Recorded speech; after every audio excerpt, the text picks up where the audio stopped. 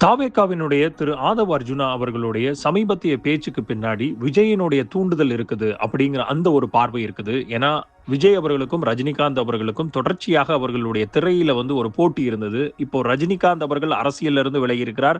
விஜய் திரைப்படத் துறையிலிருந்து விலகி இருக்கிறார் அப்படிங்கும்போது, அந்த வாய்டை நிரப்புறதுக்குரிய இடங்கள்ல பல்வேறு தளங்கள்ல இருந்து போட்டிகள் உருவாகுறதாகவும், அதை மட்டப்படுத்துறதுக்கும், மலினப்படுத்துறதுக்கும் விஜய் அவர்கள் ஆதவ் அர்ஜுனாவை யூஸ் பண்றதாக ஒரு சிந்தனை எருவாகிக்குது. இந்த சிந்தனை கரெக்ட்டா? தப்பா? அப்படிங்கிறத பல்வேறு இந்த அரசியல் வரலாறு என்ன? அரசியல் சூழ்நிலை இப்போ எப்படி இருக்குது? அப்படிங்கிறத வச்சு தான் நம்மளால புரிஞ்சுக்கிட முடியும். ஸோ இந்த காணொளியை தொடர்ந்து இணைந்திருங்கள். அதனுடைய இன் டெப்த்தான டீட்டெயில புரிஞ்சுக்கிறதுக்கு.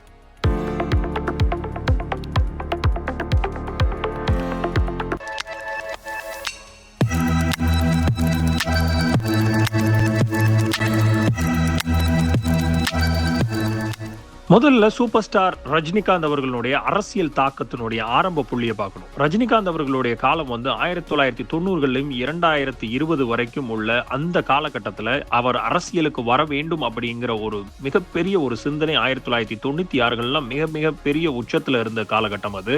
அப்போ ரஜினிகாந்த் சினிமாவை தாண்டி மக்கள் மனதில் ஒரு பெரிய ஒரு செல்வாக்கை உருவாக்கி அவருக்காக வச்சிருக்கிறார். அப்போ 1996 தேர்தலில் அவர் கருத்து அரசியல்ல மிகப்பெரிய ஒரு பெரிய தாக்கத்தை ஏற்படுத்தி பல வருடங்கள் அரசியலுக்கு வருவாரா என்ற எதிர்பார்ப்பு இருந்து கொண்டே இருந்ததுல மாற்று சிந்தனையே கிடையாது. அவர் ஒரு மிகப்பெரிய ஒரு நடிகர் மட்டுமல்ல, ஒரு பொலிட்டிக்கலாக அவருக்கு ஒரு மிகப்பெரிய ஒரு வாய்ஸ் இருந்துச்சு, இன்ஃப்ளூயன்ஸ் இருந்ததை தமிழக அரசியல் களம் ஒவ்வொரு தேர்தல்களையும் பார்த்து கொண்டே தான் வந்துருச்சு. அப்போ விஜய் மெதுவான அரசியல் பயணத்தை ஆரம்பிக்கும் போது விஜய் கிட்டத்தட்ட ஒரு 2010க்கு பிறகே அவர் ஒரு அரசியலான ஒரு பார்வையை தமிழக அரசியல் களத்துல மிக மிக ரொம்ப ஒரு சாதுவான ஒரு அரசியல் புரிதலோடு அவர் நகர்த்தி கொண்டு வந்தது. அவருடைய படங்கள்ல இருந்து வரக்கூடிய சமூக அரசியல் கருத்துக்கள் அதிகப்படியாக அதிகரிச்சது அந்த காலகட்டத்தில் தான்.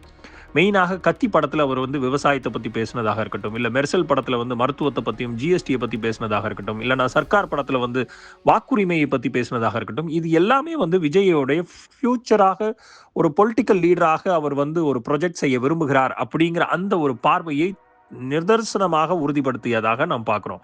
அப்போ மிகப்பெரிய ஒரு முக்கிய திருப்பம் இங்க எங்க வந்துச்சு அப்படின்னா, ரஜினி அவர்களுடைய எக்ஸிட் கிட்டத்தட்ட 2020 வரைக்கும் ரஜினிகாந்த் அவர்கள் அரசியல் என்ட்ரி கொடுப்பார் அப்படின்னு ஒட்டுமொத்தமாக தமிழகமும் எதிர்பார்த்து காத்து கொண்டிருந்தது. அவரும் பல்வேறு கூட்டங்களை நடத்தினார், பல்வேறு அமர்வுகளை நடத்தினார், பல்வேறு இடங்கள்ல அவர் வர்றதுக்குரிய வாய்ப்புகளை மிகப்பெரிய ஒரு வாய்ப்பாக கருதி தமிழக மக்கள் வெயிட் பண்ணிக்கிட்டு இருந்த காலகட்டத்தில் 2020 ரஜினிகாந்த் அவர்கள் அரசியலுக்கு வரமாட்டேன் அப்படிங்கிறத நிதர்சனமாக போட்டு உடைத்தார். இதனால ஒரு பெரிய ஒரு லீடர்ஷிப்புக்கான ஒரு வேக்கம் இருந்ததை நம்ம பார்க்க முடியுது. அப்போ அந்த வாய்டையும் அந்த வேக்கத்தையும் ஃபில் பண்றதுக்கு திரு விஜய் அவர்கள் ஒரு என்ட்ரி கொடுத்ததாகவே கருதப்பட்டது. அப்போ விஜய் சினிமா துறையிலிருந்து விஜய் அவர்களுடைய என்ட்ரி 2024 மிகப்பெரிய ஒரு முழக்கமாக தமிழக வெற்றி கழகம் என்கிற ஒரு கட்சியை ஆரம்பித்து இதோட மிகப்பெரிய ஒரு ஒப்பீடு தொடங்க ஆரம்பிச்சது. ரஜினி மாதிரி ஆகுவாரா இல்லைன்னா அவரை மிஞ்சுவாரா அப்படிங்கிற அந்த ஒப்பீடு அன்றையிலிருந்து தொடங்கியது. ஆனா இதுல மிக மிக முக்கியமான விஷயம், திரு ரஜினிகாந்த் அவர்கள்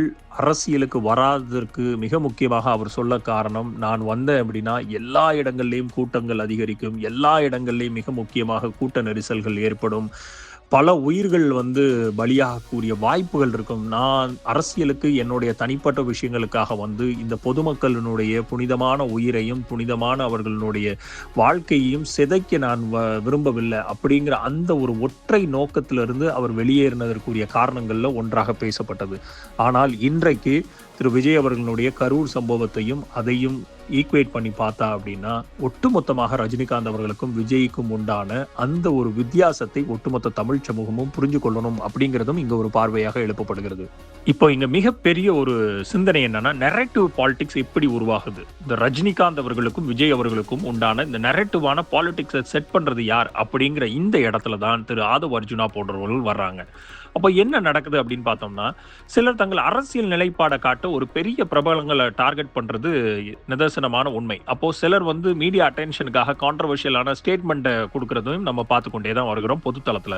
அப்போ சிலர் ஒரு கேம்புக்கு ஆதரவாக பேசுறதாகவும் நமக்கு தோணும். ஆனா இதை மக்கள் என்ன நினைக்கிறார்கள் அப்படிங்கிற அந்த பார்வையில தான் இவங்க யாரோட ப்ராக்சியாக பேசுறாங்க அப்படிங்கிற அந்த ஒரு சிந்தனை எழுகுது. அப்போ விஜய்க்கும் ரஜினியையும் அட்டாக் பண்றது உண்மையா அப்படிங்கிற அந்த பார்வையில இதுவரை விஜய் வந்து நேரடியாக திரு ரஜினிகாந்த் அவர்கள் மேல தாக்குதல் நடத்தியதாக எந்த விதமான பேச்சையும் அவர் பேசியதாக நமக்கு தெரியவில்லை. ஆனால் அவர் பொதுவாக ஒரு கேர்ஃபுல்லான கால்குலேட்டடான பாலிடிக்ஸை பண்றார் திரு விஜய்.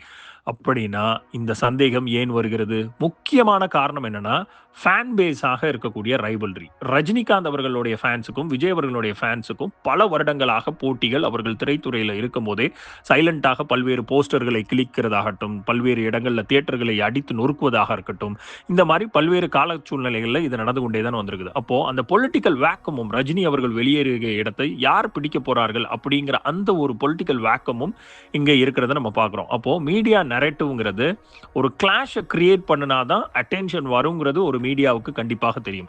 அப்போ இந்த நியூ பொலிட்டிக்கல் பிளேயர்ஸாக ஆதவ் அர்ஜுனா மாதிரி பல பேர் பேசுறதால ஸ்பெகுலேஷன்ஸ் அதிகமாகிறதையும் நம்மளால தடுக்க முடியாது.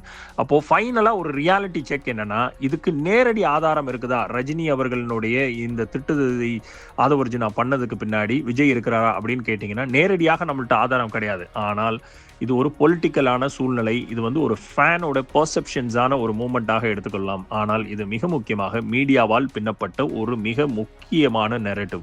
விஜய் பின்னால் இருந்து யாரையும் ரஜினி மீது பேச வைக்கிறார் இன்னும் சொல்றது நம்மளுக்கு ப்ரூஃப் இல்லாத ஒரு பொலிட்டிக்கல் ஸ்பெகுலேஷன் மட்டுமா தான் இருக்கும் அப்படிங்கிறது தான் என்னை போன்றவர்களோட பார்வை. எது எப்படியோ திரு ரஜினிகாந்த் அவர்களுடைய அரசியல் வருகையை தடுத்ததில் திமுகவுக்கு பெரும் பங்கு இருக்குது. அவர்கள் தான் மிரட்டி ரஜினிகாந்த் அவர்களை தடுத்தார்கள் அரசியல் என்ட்ரிக்கு வர்றதற்கு அப்படின்னு திரு ஆதவ் அர்ஜுனா சொன்னதற்கும், திரு ரஜினிகாந்த் அவர்கள் அதற்கு எதிர்வினையாக காலம் வந்து என்றைக்கும் அமைதியாக இருந்து பதில் சொல்லும் அப்படிங்கிறது. அந்த பார்வையில் 2026 தேர்தல் ரஜினிகாந்த் ரசிகர்கள் தாவேகாவிற்கு ஒரு சிறு ஓட்டையும் பதிய வைக்க போகிறார்களா? அந்த காலம் என்ன பதில் சொல்ல போகிறது அப்படிங்கிறத மே 4 2026 ரஜினிகாந்த் அவர்கள் கூற்றுப்படி அந்த காலம் என்ன பதில் சொல்லுது அப்படிங்கிறத உங்களை போல் நானும் பார்க்க ஆவலாக காத்து கொண்டிருக்கிறேன்.